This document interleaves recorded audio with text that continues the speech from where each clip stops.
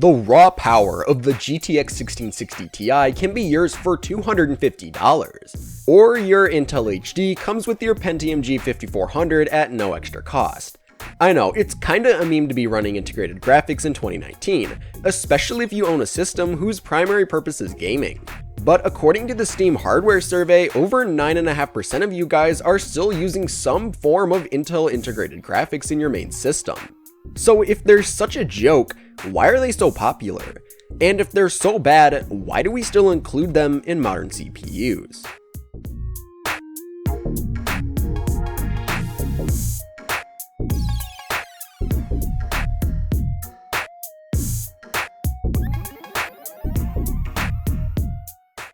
Okay, so the primary purpose of this video isn't to talk down to those of you who are using Intel HD or Integrated Radeon graphics. This is more of a look into a side of tech that usually isn't even discussed, even though almost every modern Intel and some AMD chips have some sort of integrated graphical processing functionality.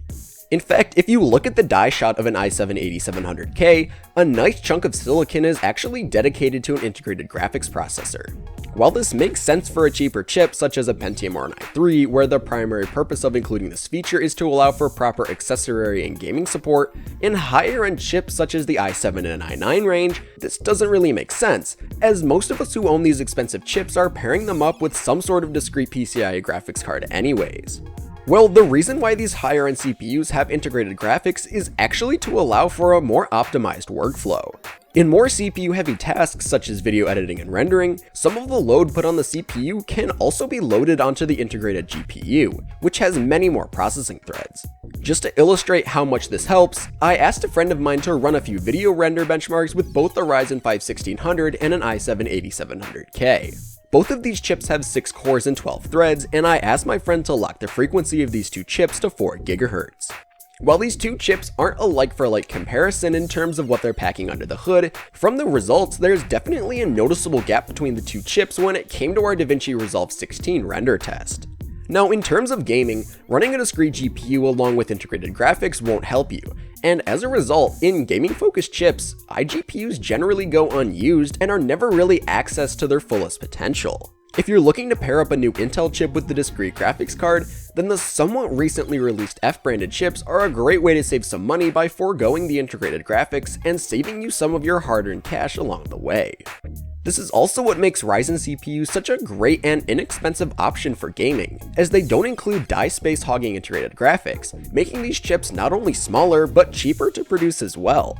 Now, not every one of us is able to afford a separate GPU, and for those of us who aren't able to purchase them, integrated graphics is really all that we've got. If you're looking to make use of an iGPU, then going with Intel isn't the most value-conscious decision, as their integrated solutions are more focused for content creation rather than gaming.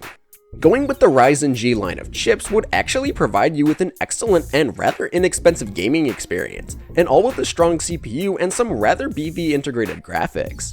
Now, these chips are mostly targeted at delivering a console-level experience, which in all honesty is better than what Intel is able to offer at a similar price. Plus, you get access to an excellent line of AMD CPUs if you're looking for a way to upgrade your rig in the future.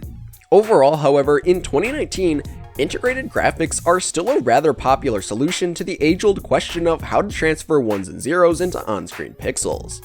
While from the blue team, their iGPUs really aren't all that impressive when compared to discrete cards, when it comes to what AMD has to offer, their integrated graphics are actually a great alternative to buying lower-end graphics cards.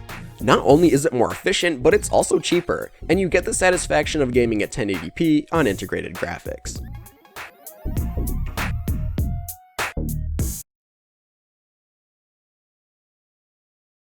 So thank you for watching, and if you enjoyed, don't forget to leave a like and subscribe, and click the bell icon so you'll be notified about all our future uploads. And tell us, what do you think about integrated graphics? Whether it's Intel HD or Radeon Vega, what do you think of these unsung heroes of the budget gamer? Tell us what you think. I can't wait to see what you have to say, and I hope you have a fantastic day. So thanks again for watching, and I'll catch you in the next video.